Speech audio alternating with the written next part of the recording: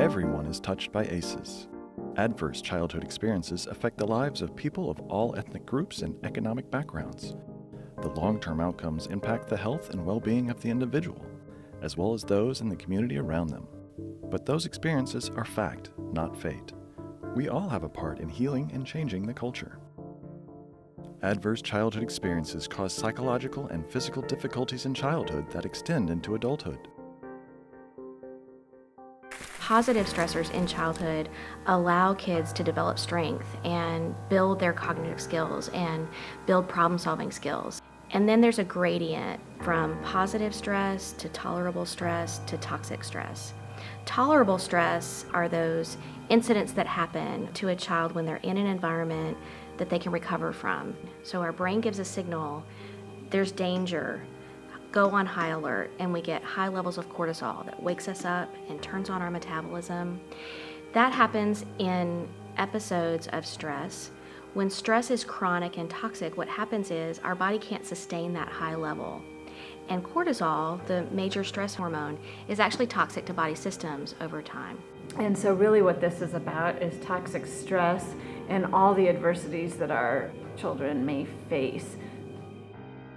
When we talk about toxic stress, what's implied by that term or that phrase is how our body responds to stress, or how our body responds to something frightening.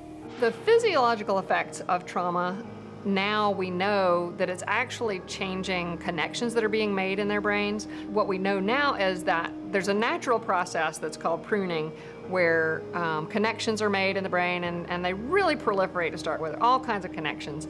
And then the ones that are used become stronger and stronger, the ones that are not used become weaker and weaker, which is excellent for language development. You don't want a child learning 50 languages, you want a child learning your language or a couple of languages that are spoken in a household. So pruning away the other languages and keeping the ones you're using, it's a very beneficial process.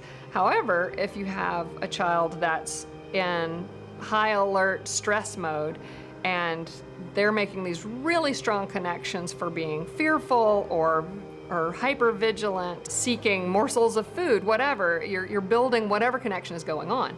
In a situation where the child is stressed, particularly toxic stress, and it's just ongoing, those connections are being built, and the connections that we want to have, those connections for language and interaction and emotional development, are the ones that are pruning away.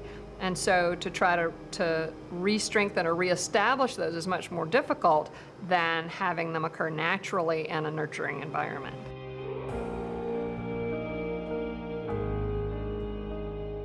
More information about identifying ACEs scores, paths to healing, and how to help others is available.